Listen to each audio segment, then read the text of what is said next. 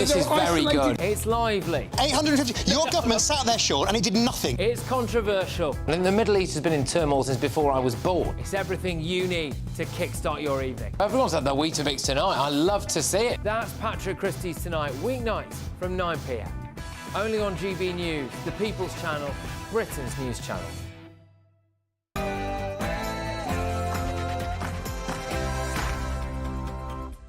Hello, good evening. It's me, Jacob Rees-Mogg, on State of the Nation. Tonight, Sir Keir Starmer, who utterly lacks judgment, has had to perform the most shameful of U-turns on grooming gangs' national inquiry, having previously accused his opponents of jumping on a far-right bandwagon.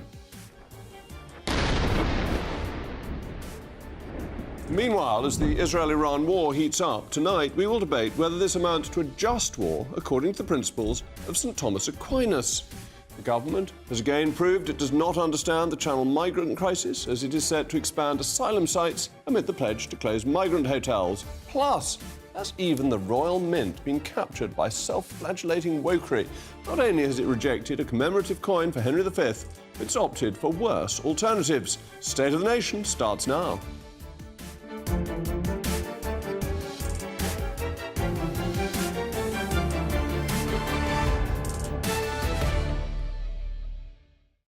I'll also be joined by my premium pugnacious panel, the former editor of The Sun, Kelvin Mackenzie, and the former Labour MP, Lloyd Russell-Moyle. As ever, I want to know your views, mailmog@gbnews.com. But now it's your favourite time of the day, the News Bulletin with Tatiana Sanchez.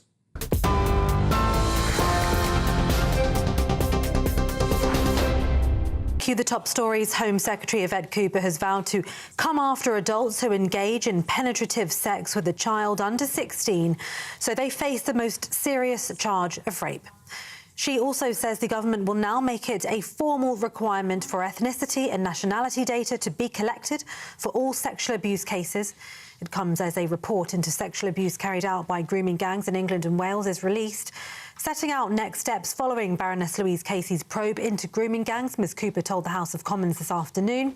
Baroness Casey's first recommendation is we must see children as children. And Sir Keir Starmer has urged British nationals in Israel to register their presence there as countries step up efforts to bring back stranded citizens. Britons already in the country now face difficulties getting home with the airspace closed due to the conflict with Iran. Israel's Iron Dome defence system was breached overnight as Iran launched renewed strikes with at least 8 people killed and nearly 300 injured.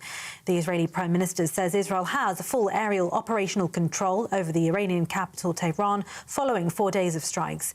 Yesterday, Israeli strikes killed the chief of Iran's armed forces intelligence unit. Sir Keir Starmer says the focus of the G7 meetings this week will be on the de-escalation of the conflict. Shared concern about the risk of escalation, obviously, shared concern about the nuclear programme of Iran, but absolutely a focus on how we de-escalate this, and that'll be a central focus as we go into the talks today, get that de-escalation. And of course, all of us are giving advice to our citizens, for British nationals in Israel. Elsewhere, an Air India Boeing 7878 Dreamliner had to return to Hong Kong mid-flight after a suspected technical issue. The passenger jet, the same type as the aircraft involved in last week's tragedy in Ahmedabad, was bound for New Delhi but turned back after the pilot had raised an issue. The flight to A1315 took off from Hong Kong at 12:16 and landed just over an hour later, according to tracking data. An Air India spokesperson says the airline hasn't yet established if there was a technical issue, but the pilot had suspected something. Meanwhile, the families of 3 of the British victims of last week's Air India crash in Ahmedabad have criticised the UK government's response to the disaster, saying they feel utterly abandoned. That crash killed 229 passengers and 12 crew. 1 person on board the flight, a Brit, survived. In a statement, the families of some of the victims said they're calling on the UK government to immediately step up its presence and response on the ground in Ahmedabad. And those are all of your GB News headlines for now. For the very latest GB News direct to your smartphone, sign up to News Alerts by scanning the QR code or go to gbnews.com/alerts.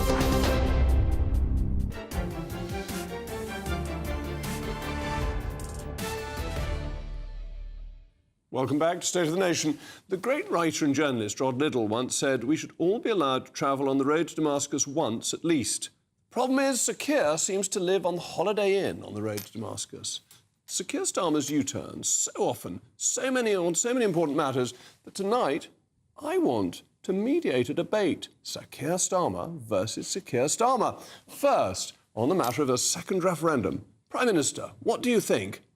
It's right that Parliament has the first say. It's right that Parliament has the first say. But if we need to break the impasse, our options must include campaigning for a public vote, and nobody is ruling out Remain as an option. And will the doppelganger Sir Keir tell us what he thinks about a second referendum? There's no case for going back into the EU, and that includes the single market and the customs union. Well, there's quite a strong disagreement there, but what about the question of mass migration? Prime Minister. So we have to make the case for the benefits of migration, the benefits of free movement. I want people in this country to be able to go and work abroad. And what does the Reverend Starmer now think of mass migration? We risk becoming an island of strangers, not a nation that walks forward together. Well, there seems to be a certain degree of disagreement on the matter of migration, but could we find something on which the two agree? How about the winter fuel allowance? The Prime Minister wants to do what we have to do in relation to the winter fuel allowance, but we have to take the tough decision to stabilise our economy. And Sir Keir, what do you think? We want to ensure that as we go forward, more pensioners are eligible for winter fuel payments. Well, there doesn't seem to be much agreement there either. With the final question, to the two Sir Keirs, the Keir and the doppelganger Keir, is about having a grooming gangs national inquiry. Can we have some agreement on that, please? Calling for inquiries because they want to jump on a bandwagon of the far right. Right-wing bandwagon. Is that what you think now, Sir Keir? On the basis of what she's found, she says there should be a national inquiry. I've looked at her report. I've considered that material. I think she's right, and that's why there'll be a national inquiry. Well, a wind-vane, changeable huff-puff, always a Prime Minister. That was tonight's final question, and the results are in. Today's loser of the State of the Nation Prime Minister's debate is the Reverend Keir Starmer. And while the succession of U-turns illustrated by this debate makes for amusing watching, there is something deeply serious underlying the political knockabout. The job of Prime Minister is to have good judgment. Decisions have to be made rapidly on imperfect, incomplete information. The Prime Minister must decide. That is his job. But Starmer keeps on making the wrong choices, which undermines confidence in his administration and confidence in the country abroad. In this case, the government refused a national inquiry for months. As we just heard from the Prime Minister, he suggested those calling for one were simply jumping on a far-right bandwagon. But in reality, it was Labour supporters, the left, who were apprehensive about having a national inquiry because the truth about grooming gangs is one that shatters the liberal mythology of multiculturalism. For years we've been told, if we keep quiet, submit to mass migration and tolerate anything that or anyone who crosses our borders, the United Kingdom will become a haven of racial and cultural integration. But grooming gangs, rape gangs, this stain on the country's modern history proves that we were misled, and this undermines what they seek to protect. This country has done well, certainly compared to America or France, in incorporating new arrivals. But it's not perfect, and the cover-up over Pakistani, primarily, but Asian rape gangs has made people distrustful and made the propaganda around multiculturalism appear dishonest. The inquiry must now tell the truth, and perhaps most importantly, prosecutions need to follow. As always, let me know your views via mailmog@gbnews.com. Well, I'm joined now by the Conservative MP for the Weald of Kent, Katie Lamb. Katie, thank you very much for joining me from College Green, just outside the Palace of Westminster. I assume you were in the House for the Home Secretary's statement. What do you think of what she had to say about this? It was remarkable, really, and in lots of ways good. We welcome, and I welcome, and victims and survivors very much welcome the news that she had to bring us. But it was amazing to hear her say it just a few weeks and months after the government had been saying the opposite.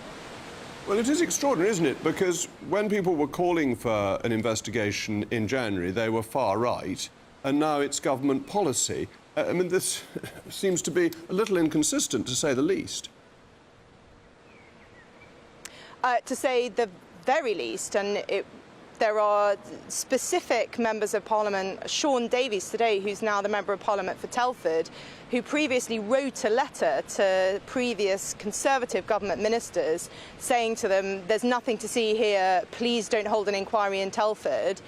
Today saying that effectively he'd been calling for this all along. Now, we welcome the government's change of heart, but that's not true.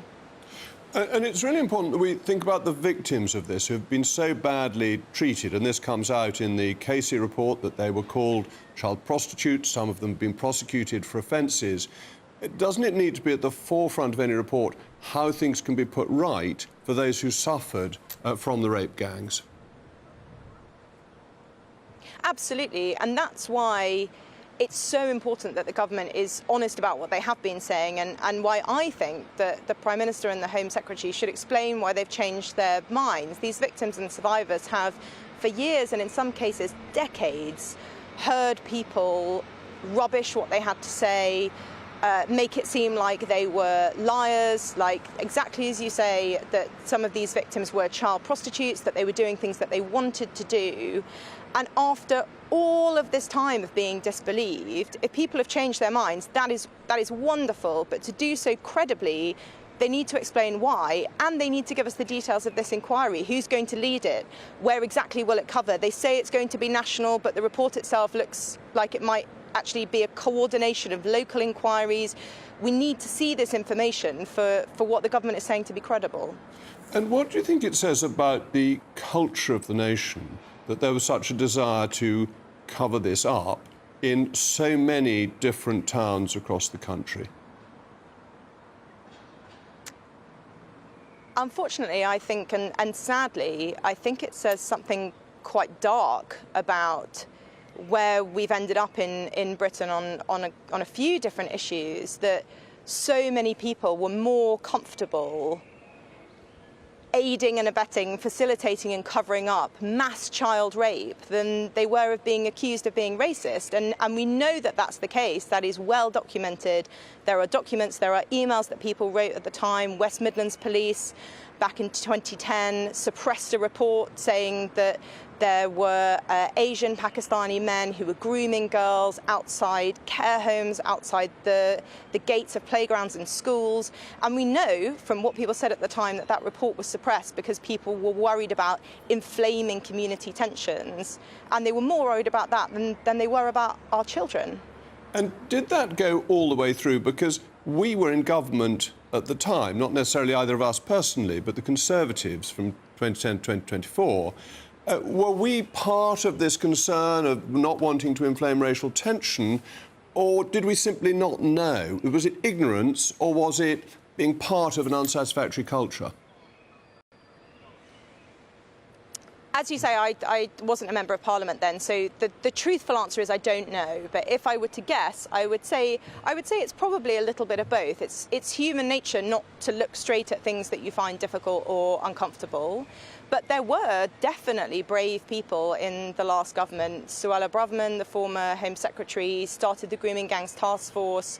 She spoke out about this issue quite a lot and was, at the time, rubbished and ridiculed. So it's amazing to see how far we've come.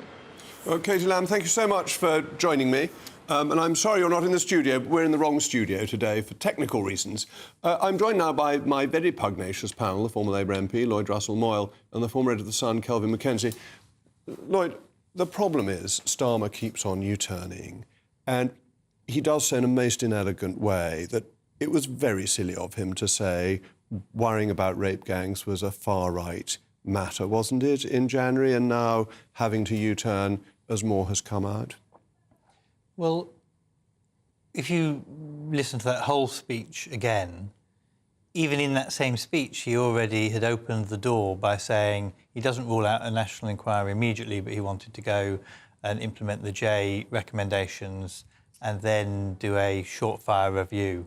So already there was an ambiguity. And if you're going to be opening with ambiguity, it's probably best not to criticise the other side in such a particular way. I understand what he was trying to say is that people who were whipping this up as a Labour versus Conservative thing rather than a we have all been a bit complicit and taken our eye off the ball, and there are a few. Sarah Champion is a good example on the Labour side, who has constantly and repeatedly raised this issue. She comes from an area, represents an area where this was a problem, and she has not been shy about it.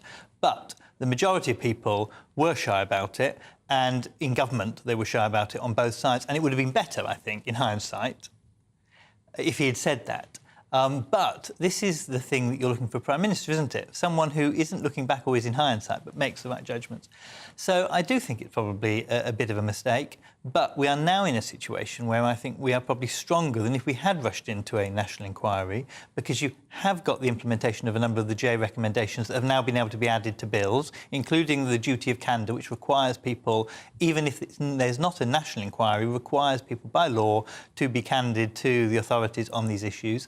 And we've now had the Casey review, which has outlined very clearly what the national inquiry will look at. And I think the danger is if we'd gone straight into a national inquiry, there would have been a danger that actually what would have happened is we wouldn't have been clear on its mandate.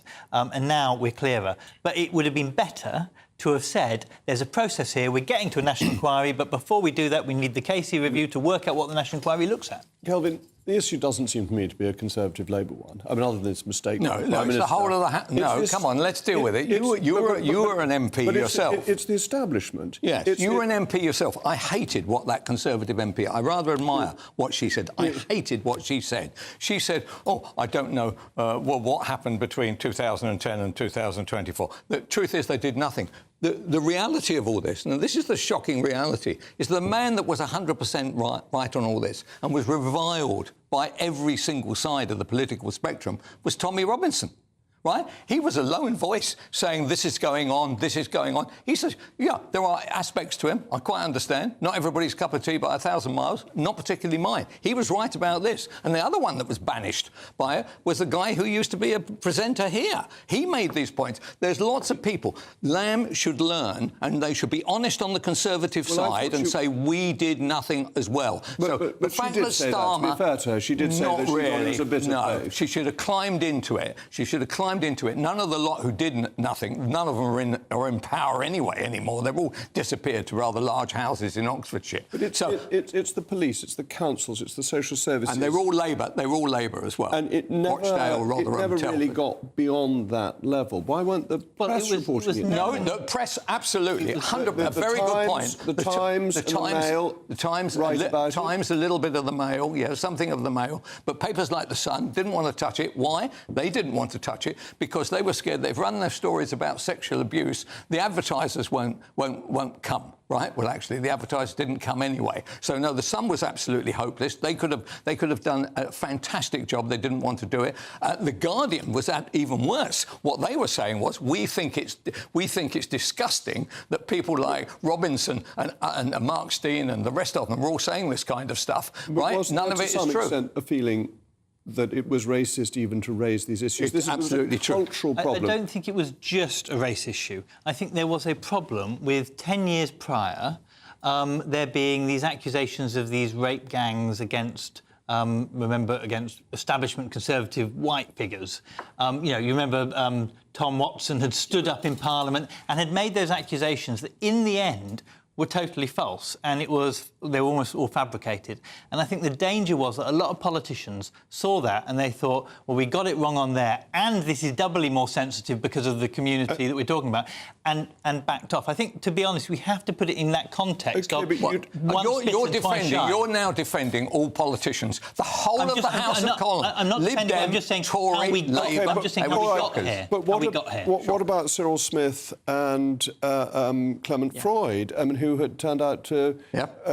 And Cyril Smith, of course, MP for... where was he? One of the... Liberal one of the towns where this all went on. Exactly. So he was part of all this system of abuse. Well, what about Gordon Brown? What about all the Prime Ministers? Why don't they all come out and say, well, why didn't we act during that time? After we were talking about a 20-year period. I mean, including, by the way, the beloved Tony. Right? He did nothing. Brown did nothing. Cameron, certainly, he didn't do anything, I suspect that we might find that some of this goes back even more. I think you could be looking at a generation of this happening behind closed doors, and it starts to come out. And it is... Well, we're going to have the inquiry, so we'll find out. people can obviously defend themselves in separate forums. Thank you very much to my panel. In a moment, I'll be speaking to the titan of British politics about the rocket fire unfolding in the Middle East, with one and only George Galloway is waiting in the wings as the region is on the brink of full-scale war.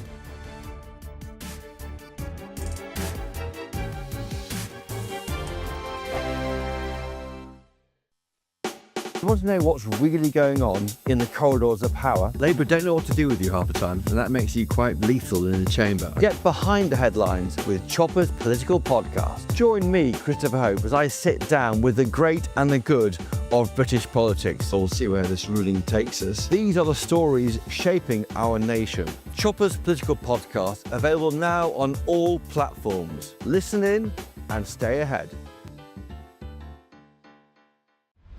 Britain's Newsroom, weekday mornings from 9:30. What do you think? Is there personal agendas being pushed in schools by maybe individual teachers, or perhaps it's the ethos of the entire school?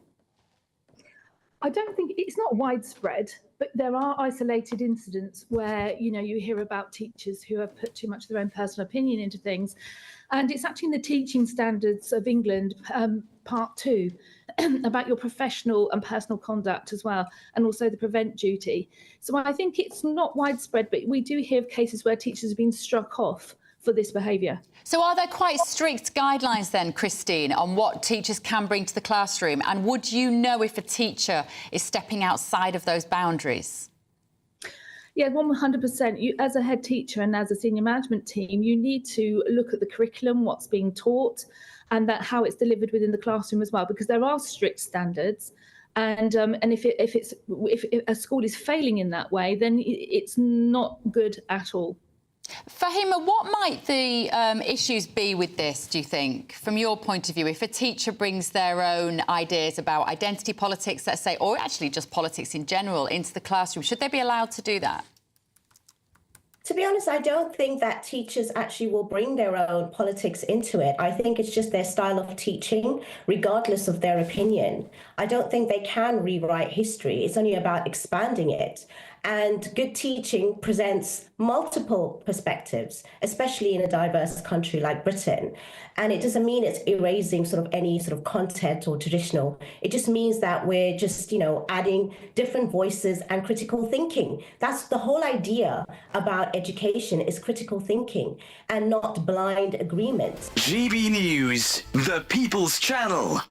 Good Afternoon Britain isn't just about us. The wonderful thing about this programme is it's about everyone watching. It's an interactive programme. Well, there absolutely is something to see here, and we're going to be talking about it more. Whether it's breaking royal news, please bring us up to date, or indeed a particularly punchy speech in the House of Commons. Very, very curious. We bring it to you live, and then we bring you live reaction as well. That's Good Afternoon Britain, weekdays from midday. Only on GB News, the People's Channel, Britain's news channel.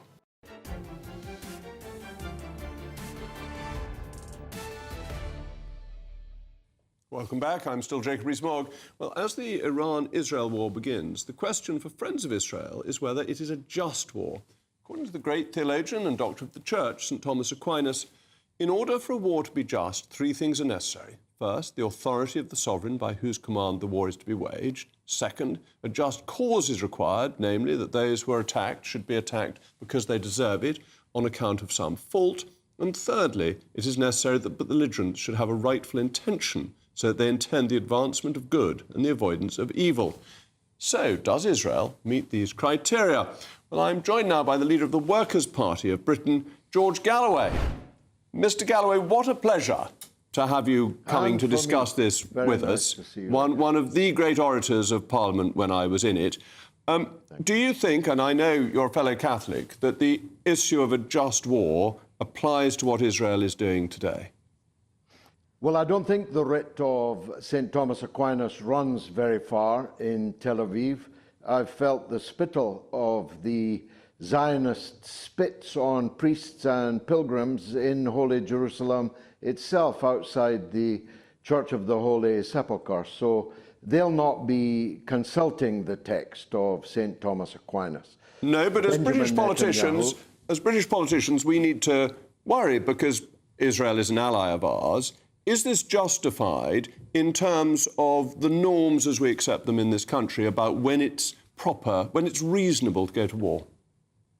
Well, Israel may be your ally, it certainly isn't mine, and I have 50 years of scars to prove it, including literally under this hat, which is why I'm wearing it. But that's another matter. You're right to say that we, and indeed the Americans, who are deep in a heart-wrung debate about it right now. I've just been watching Tucker Carlson and others in the base of MAGA, the supporters of President Trump. I'm watching closely the position of Tulsi Gabbard, the Director of National Intelligence. They're asking themselves the same question. The answer was given earlier today by the mayor of Tel Aviv, a former head of intelligence in the Israeli armed forces, who said that we cannot win this war and must get out of it as quickly as possible. He said that Tel Aviv cannot take the punishment that it is receiving now every single night, and this is going to be the worst night of the war to have been in the shelters in Tel Aviv. So whether or not Netanyahu had any reason other than saving his own political skin to launch this sneak attack, this Pearl Harbor sneak attack on Tehran, and international law says that he had no right to do so, but whether he thought he had a good case or not, it's indisputably true that Israel has bitten off more than it can chew. And I think by the time the overnight pictures start coming in, although it's now been criminalized to take pictures of the damage, and only foreigners are being allowed to leave Tel Aviv airport, the truth will out, of course, and it's quite likely that a terrible vengeance will have been wrought. Just to interrupt momentarily, because you say the truth will out, but we're not getting any truth out of Iran, are we? There are no independent journalists in Iran. Iran controls its media completely. So at least from Israel, we know what is happening, that information is flowing out. But from Iran, we don't really know how successful these attacks have been. Well, we don't know in both cases, because you say independent journalists are there, but their work, as they tell us, is heavily censored. And pictures and footage is placed under military censorship. That's the reality in both countries. But I don't know if you're aware, but the television station, I mean, it's not a good night to be in a television station in this war. Television station in Tehran was bombed late this afternoon. There are tea ladies and journalists and technicians and broadcasters lying dead on the floor in the television station, reminiscent of what was done by NATO to the Belgrade television station during Tony Blair's ill-judged war against Yugoslavia. So, look, we have to judge this not just on whether it meets the criterion laid down by St. Thomas Aquinas, but on whether it's wise. And it's manifestly not wise if it leads to an all-out regional war, which we are very, very close to now. OK, it's not wise if it leads to a regional all-out war. Is it wise if it destroys Iran's capability to develop nuclear bombs? But Israel has hundreds of nuclear bombs. Yes. All of them illegally held. But that's a separate question. Well, it's not that's really separate question. Is it? Is the world a safer place? So, Jacob, it's not really separate because Iran fears, with good reason, it would seem, attack from Israel, which is nuclear armed and illegally nuclear armed, subject to no NPT, no inspection. No agency has ever been allowed to set foot in Israel's nuclear armory. So how can Israel have hundreds of nuclear weapons, but Iran should be pulverized for fear that it will have one? Because, I don't know if you read the wonderful article in Sunday Times yesterday by Matthew Syed, that Israel is bound by mutually assured destruction, and actually there is a belief among some of the leaders in Iran that a martyr's death is a good death, and therefore there is no loss if you have a suicidal attack with nuclear weapons that leads to you being destroyed. And therefore the risk of Iran having nuclear weapons is much, much greater than Israel, India, Pakistan, the UK or France having them. That's a real stretch, you know. I'd fear the India-Pakistan mutual holding of nuclear weapons rather more somberly, if I were you. They very recently were at blows, and both of them had nuclear weapons. My view is that I'm against all nuclear weapons. For religious, moral reasons, I was arrested outside the Faslane base of Britain's nuclear weapons. I'm against them, but you can't really plausibly argue that some people can have those nuclear weapons, but others cannot, especially when the ones who do are the ones constantly, for 40 years, threatening regime change against the one that doesn't. I'm a great admirer of Tulsi Gabbard. I don't know if you are. She's President Trump's Director of National Intelligence. She said in her latest finding that there is no evidence that Iran is seeking to build a nuclear bomb, and they are in fact precluded religiously from doing so. All right, thank you, George. I hope we can continue this discussion further. Only on GB News do you get discussion of medieval theologians. It's exclusive to us. You wouldn't get that sort of thing on the BBC. They couldn't even spell Aquinas. Thank you very much, George Galloway. Shortly, we'll be looking at the latest evidence that Labour's migrant crisis plan has no chance of success, practically by their own admission.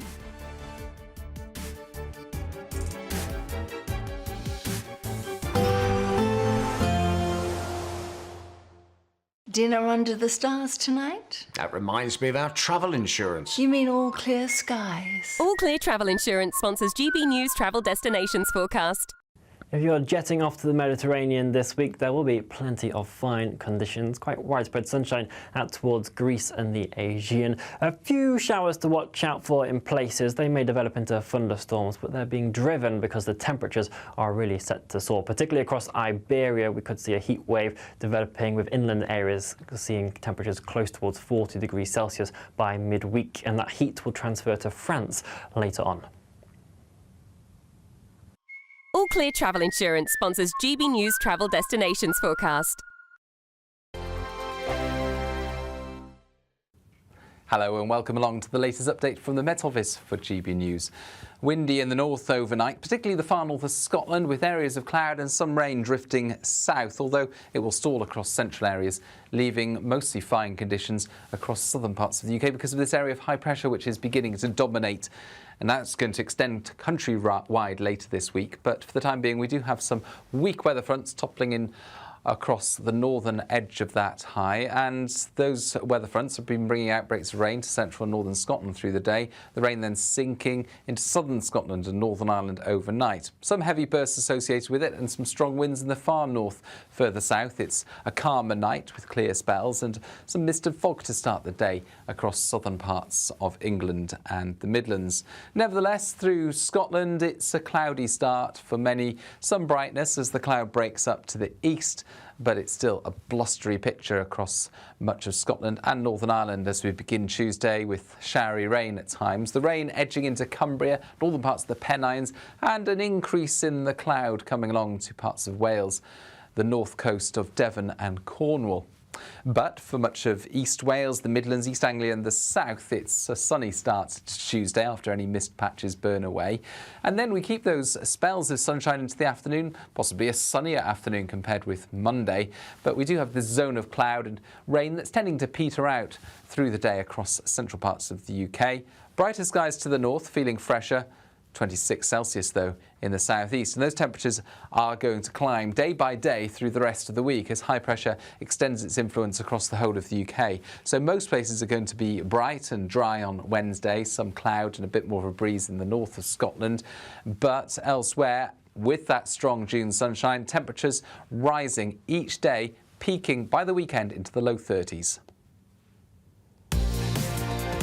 Mornings don't have to be tiresome, especially if you have the right company. Wake up to news as it happens, opinion and debate, and of course, a little bit of entertainment too. Because when the kettle's on, we're on. That's Breakfast on GB News, a show worth waking up for. Every morning from 6 a.m. Only on the People's Channel, Britain's news channel. We'll spread the news, you spread the word. From the school run to the home run, watch a new show for all of Britain. He can say whatever he wants. A straight talking show where all voices are heard.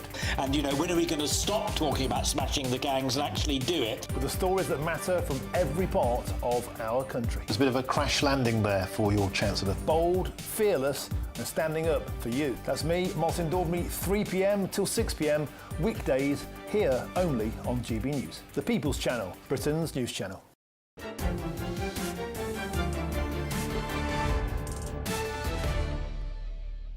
Welcome back. The socialist government does not understand the migrant crisis. How many times have you heard them say this? Also need to clear the ridiculous backlog. We'll cut the asylum backlog. Bringing down the backlog of asylum claims, we've got to find accommodation. There's a record backlog. Well, processing the asylum backlog sounds like a wonderful idea. In reality, what it means is letting almost everyone in who crosses the channel, because then they're not part of the backlog. Similarly, we heard this from them last week. We will be ending the costly use of hotels to house asylum seekers in this Parliament. Well, again, closing the hotels sounds marvellous, but what does it really mean? It doesn't actually change things, which is precisely why the government is set to expand asylum seeker sites like Wethersfield Air Base in Essex. The government doesn't understand the discontent of the migrant crisis. People simply want the boats to stop.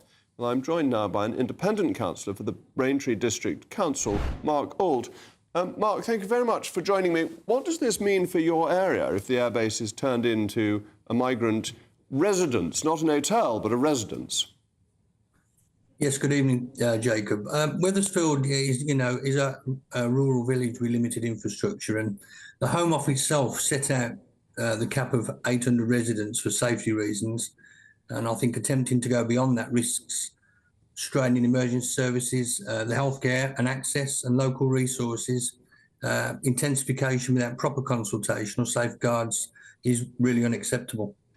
And do people realise that whether they're in a hotel or a former airbase, they're still here? It's just moving the deck chairs around on the Titanic, isn't it, rather than any fundamental policy change? Yeah, absolutely. I mean, there was an interview with Keir Starmer, and again, I'm not sure how many lies this fellow has to tell, but yeah, the ITV Anglia News reported in July the 1st, 2024, Keir Starmer stated that Labour would shut down the base. The RAF Wethersfield Centre was not suitable to house asylum seekers, and here we are today with them suggesting that we can accommodate more. And it was 800. Do you think it will be even more than 800? Well, 800 was the safety cap. That's the level in which the government said that the site was safe. That's not a green light to say that they need to be at 800. That was the safety cap. So exceeding that level will bring all the reasons why Cleverly turned around and said it should stop at 800. And these sites, they're not prisons, are they? So the people are free to come in and out of the community. What effect has it had on the community? Well, I think the local people from Wethersfield are decent and compassionate. What they object to is the government overriding local voices and bypassing planning norms and expecting a small village to absorb responsibilities it simply is not built for, and it simply isn't sustainable. But there's no hostility. Well, that's excellent to hear. Thank you very much, Mark. Well, I'm joined now by my panel, the former Labour MP Lloyd Russell-Moyle and the former editor of The Sun, Kelvin McKenzie. Lloyd, this is just so ridiculous. We're going to close the hotels, so instead we're going to put them in government buildings. Well, that's our point, to close the hotels to reduce the amount of money we're spending on it. Use former RAF bases, which actually that RAF base had more than 800 personnel on when it was an active, at the height of its active base use. So I think there is the ability to put more people in there, and actually not using hotels, which should be used for tourists to provide economic benefit for the local communities, and putting people in other accommodation that isn't seen as luxury hotels, I actually think is a good step forward. My friend, who was a refugee from from El Salvador went to Finland, he was put in a camp for a year. He had to learn Finnish, and that process was done in a camp, not some hotel, before he was entitled to. Before he was entitled to stay. So I think it's fair enough to put these things in, so it doesn't seem like. I just think Lloyd doesn't get it. They want people. The British voter wants these people out of the country. They don't want them here in hotels. They don't want them in camps. Well, the number of repatriations has gone up under Labour. I mean, one of our actually, well, there's actually nearly 35% more have arrived in our great nation by boat in Channel. And it's almost a shocker. A quarter up in repatriation. Yeah, so right. But another 1,500 in the last few days. But honestly, the numbers are massive. Come on, Lloyd. I agree with you. Let's be honest. It's a nightmare for anybody who spends any time thinking about this, thinking what on earth is happening to our country. And one of the issues is there were two issues. One, they said we would do all this by within this Parliament, right? Well. As you well know, being a politician, that means they'll be backloaded, so it'll happen in late 2028, 2029. But more importantly, is we are constantly talking about how to accommodate these migrants, right? The truth about the matter is, whichever party actually stops them coming in will be the party that will be elected in 2029. If it's the Tories, great. If it's Labour, great. If it's Reform, great. Actually, the truth about the matter is, if this carries on like this, Reform are literally going to come home with a massive majority. This country does not want anybody. We've taken on millions, almost 10 million, both, as you might say, wanted here plus unwanted here, right? We've taken on 10 million. Our country cannot cope. You know it can't cope. The Conservative opening up of the doors for care workers in such numbers, rather than looking at care workers, was a complete disaster. It was a disaster. It pushed down I agree with wages that. for working people. I agree with that. And all that kind of. I agree with that. But the only country in Europe that has really managed to tackle this crisis is a social democratic country of Denmark, where they have taken an approach of using military bases, making sure that they force people to properly learn the language, doing that stuff, as well as making sure they restrict the numbers. And if you only do one or the other, the problem is there's always an incentive for someone to jump over the metaphorical fence. Lloyd, we need to stop them coming in. But that's what the... why is it we have a Prime Minister? Why did we have a Tory Prime Minister, by the way? Why have we got a Labour Prime Minister? Nobody wants to tackle the really difficult problem of saying we are not taking anybody else on and we don't care what the consequence is. I think you have to take some immigration into a country just as you have some people that leave. I think we've done our bit. We have done our bit. But it needs to be fair and measured, and it needs to be properly integrated into communities. And we have broadly been quite good at that in the UK. But in the last 10 years, it went awry. Let's be honest. It went awry in large I don't know numbers. where you've seen integration. I haven't seen integration. I think you see integration up and down our streets. In most towns and villages, there will be one or two families that are former refugees. You will see one or two families that are kind of from immigrant backgrounds, and broadly that is very successful and works in Britain. And you see that with the number of interracial marriages, the number I just of wonder whether you families. see... That is a positive thing broadly, but it broke down in the last few years. I don't disagree with you, but I wonder if we see integration, because in the more prosperous areas of society, integration's been pretty good, but that actually when you're talking about the poorer areas, there's been an awful lot of ghettoisation. Well, I think you're right, and that's why the Danish model, again, is very interesting, where if there is ghettoisation, they have passed a law that allows them to forcefully disperse groups of people that are in social housing. And when I say forcefully, I mean you offer them somewhere, you move people around, and that has worked very successfully in also reducing the numbers, because it's then clear that you won't just be able to do what you want, but also being fair and dignified for people who are here. And that's the thing, we can be fair and dignified for people who are here, as well as saying we need to make sure the numbers Of course, if they're British citizens, but we need to get rid of people who aren't British citizens. But what Denmark's done is cut the numbers because it's been able to deport people. And therefore there's a deterrent to going into Denmark. You'd rather go somewhere else. Yeah, I know. We have no deterrent to arriving here. Well, deportations have increased under Labour. But so have arrivals. Arrivals have gone up more than deportations. And that's why, my view always remains that the best way of dealing with this is to have a proper processing centre nearly in France 60% of in one East London council, 60% of the council houses and flats are occupied by one religious group, right? And it's not Christians. The truth about the matter is there is no integration in vast parts of this country. I promise you that. All right, well, thank you very much, my panel. In a moment, amidst the Royal Mint's rejection of a Henry V coin, I'll be revealing how I was involved in how new coins were approved by the Privy Council.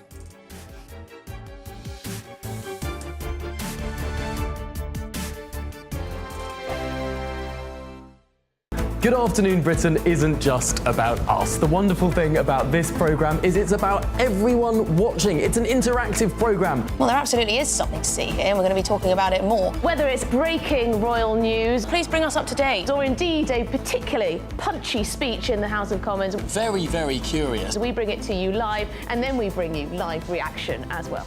That's Good Afternoon Britain, weekdays from midday. Only on GB News, the People's Channel, Britain's news channel. Mornings don't have to be tiresome, especially if you have the right company. Wake up to news as it happens, opinion and debate, and of course, a little bit of entertainment too. Because when the kettle's on, we're on. That's Breakfast on GB News, a show worth waking up for. Every morning from 6 a.m. Only on the People's Channel, Britain's news channel. We'll spread the news, you spread the word. From the school run to the home run, watch a new show for all of Britain. He can say whatever he wants. A straight talking show where all voices are heard. And, you know, when are we going to stop talking about smashing the gangs and actually do it? With the stories that matter from every part of our country. There's a bit of a crash landing there for your Chancellor. Bold, fearless and standing up for you. That's me, Martin Daubney, 3 p.m. till 6 p.m. weekdays here only on GB News. The People's Channel, Britain's news channel. Westminster's full of talk, but out here, it's the real world. Am I allowed to talk now? No, that's it. This is where it matters, real people and real lives. That's what politics is all about. The fact has Trump made a good start? No. Straight answers, no spin, and just a couple of pints. How many fingers have I got up? About 10. So join me for Lee Anderson's Real World every Friday at 7 p.m. only on GB News.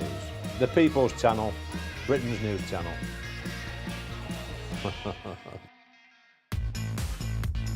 5 hosts, 5 opinions, 5 fearless debates, 5 unfiltered takes on the day's news. 5 reasons not to be anywhere else on Saturday night.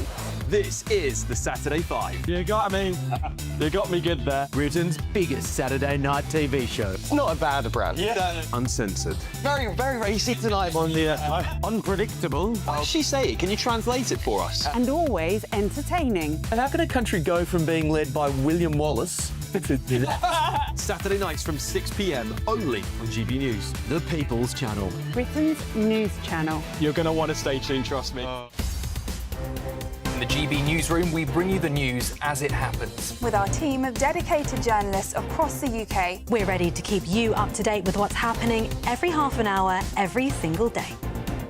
Bulletins here on GB News. The People's Channel. Britain's news channel.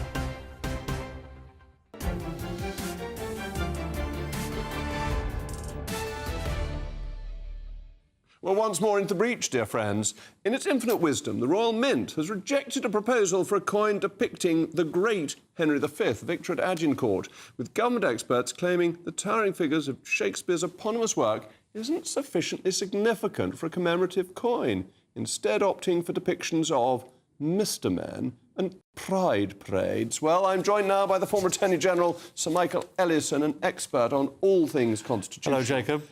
Thank you for coming in. The Royal Mint produces the most ridiculous coins, doesn't it? They're silly, they're childish, and it's become a commercial racket.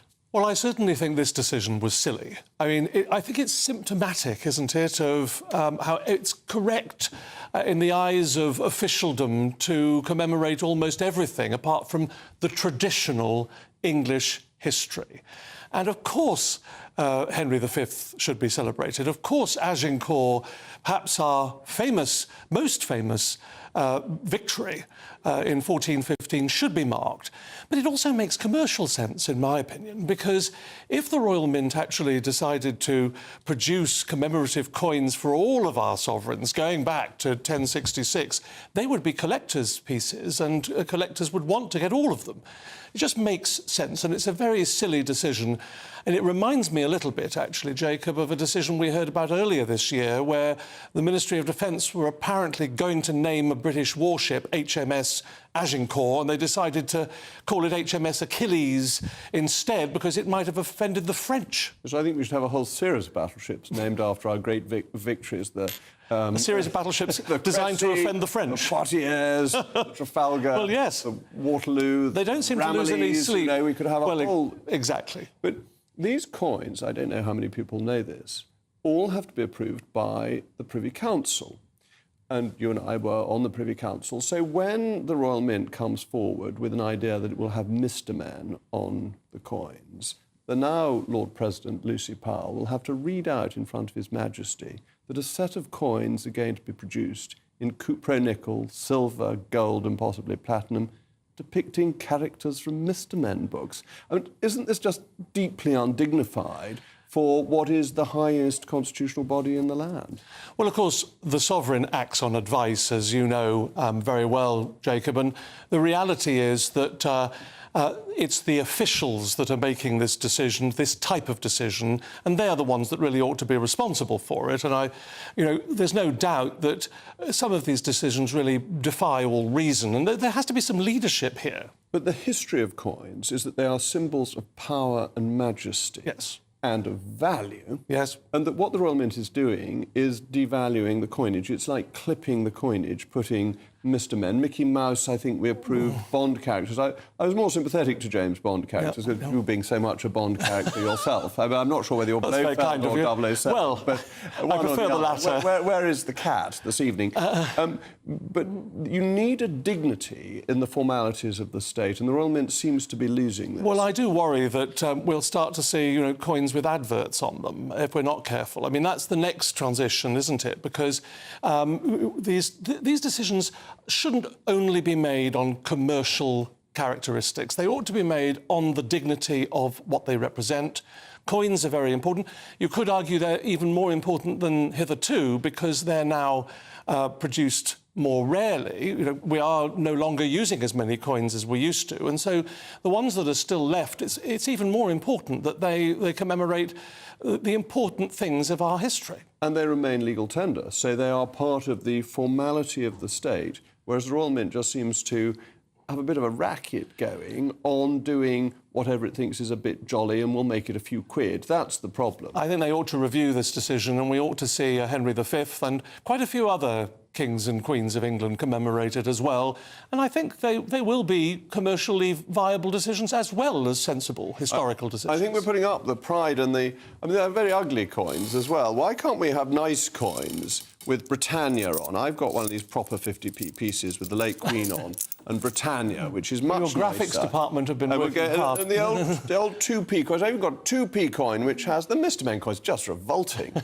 I mean, that is meant to be legal tender throughout England. I think Scotland has different rules on legal tender. I mean, I quite liked the Mr. Men when I was growing up, but I don't think I would have coins of them. But look, it's just not serious, is it? And it shows a state that is not taking its role as a state seriously. There ought to be a dignity in this type of thing, certainly, and for a committee, I mean, one wonders who's on the committee or who was on it, because for a committee to say that Henry V was not important enough, I mean, it was said to be the premiere of Henry V by Shakespeare was said to have been performed, the first play at the Globe Theatre in 1599, although it's disputed. It might have been at Middle Temple Hall. And Henry V is interesting because, as you will know, Henry IV, Henry V and Henry VI are the last time you've had three kings of England, eldest son, eldest son, eldest son, which we are in line to have again with His Majesty the Prince of Wales and Prince George. And it's fascinating that in a primogeniture system, this has hardly ever happened. Hasn't happened as often as one might have thought in 1,000 years. But no. Let's hope over the next few years we'll see some more traditional decisions from the Royal Mint, and for that matter, from quite a few other Quango-type bodies. That would be heroic and historic. Sir Michael Ellis, thank you very much for joining me. Next, and we're actually in the same studio today, so I can see him hoving into vision is the great Patrick Christie's. And Patrick's always likely to tell us about the weather in Somerset, but other than that, what is on your programme this evening? Yes, well, loads on, really, Jacob. Of course, there is the Pakistani rape gang scandal, which now very much is a scandal and not jumping on the far-right bandwagon, so we're going to get stuck into that. I'm also going to be talking about Operation Scatter. It looks as though they're going to be basically dumping illegal migrants in private rental facilities that we're paying for absolutely ages. So that's the thing that's happening. Abortion, is it right that some people want to have abortion right up until the moment, essentially, of birth? I mean, I think that's probably murder, isn't it? So we'll be discussing all of that and the risk of lone wolf attacks from Iran in Britain. So that's just the latest threat that we're going to have to deal with out of all of tomorrow's newspaper front pages as well. And, of course, I'll be doing that Patrick Christie's Tonight late edition, 11 p.m. till midnight. So all of that after your weather in Somerset.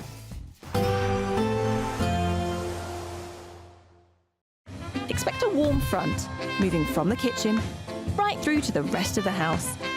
Boxed Boilers, sponsors of weather on GB News. Hello and welcome along to the latest update from the Met Office for GB News. Windy in the north overnight, particularly the far north of Scotland, with areas of cloud and some rain drifting south, although it will stall across central areas, leaving mostly fine conditions across southern parts of the UK because of this area of high pressure which is beginning to dominate. And that's going to extend countrywide later this week. But for the time being, we do have some weak weather fronts toppling in across the northern edge of that high, and those weather fronts have been bringing outbreaks of rain to central and northern Scotland through the day, the rain then sinking into southern Scotland and Northern Ireland overnight. Some heavy bursts associated with it and some strong winds in the far north. Further south, it's a calmer night with clear spells and some mist and fog to start the day across southern parts of England and the Midlands. Nevertheless, through Scotland, it's a cloudy start for many. Some brightness as the cloud breaks up to the east, but it's still a blustery picture across much of Scotland and Northern Ireland as we begin Tuesday with showery rain at times. The rain edging into Cumbria, northern parts of the Pennines, and an increase in the cloud coming along to parts of Wales, the north coast of Devon and Cornwall. But for much of East Wales, the Midlands, East Anglia and the south, it's a sunny start to Tuesday after any mist patches burn away. And then we keep those spells of sunshine into the afternoon, possibly a sunnier afternoon compared with Monday. But we do have this zone of cloud and rain that's tending to peter out through the day across central parts of the UK. Brighter skies to the north, feeling fresher. 26 Celsius, though, in the southeast. And those temperatures are going to climb day by day through the rest of the week as high pressure extends its influence across the whole of the UK. So most places are going to be bright and dry on Wednesday, some cloud and a bit more of a breeze in the north of Scotland. But elsewhere, with that strong June sunshine, temperatures rising each day, peaking by the weekend into the low 30s. A positive outlook through the night will power through to a bright day ahead. Boxed Home Battery Storage, sponsors of weather on GB News. £54,321 cash could be yours. Cash that you could spend however you like. It's like having an extra £1,000 each week for a whole year to play with. Someone is guaranteed to win this amazing amount of cash. So make sure that someone could be you. For another chance to win £54,321 cash, text cash to 63225. One entry costs £2.50 plus one standard network rate message. Or text bonus to 63225. 5 entries cost £5 plus one standard network rate message. Go to gbnews.com/win. Entries start at £2.50. Call 0903 686 3232. Calls cost £2.50 plus your network access charge. Or post your name and number to GB14 PO Box 8690 Derby DE1 9TT. UK only. Entrance must be 18 or over. Lines close at 4 p.m. on the 1st of August. Please check the closing time if listening or watching on demand. Mornings don't have to be tiresome, especially if you have the right company. Wake up to news as it happens, opinion and debate, and of course, a little bit of entertainment too. Because when the kettle's on, we're on. That's Breakfast on GB News, a show worth waking up for. Every morning from 6 a.m. Only on the People's Channel, Britain's news channel. We'll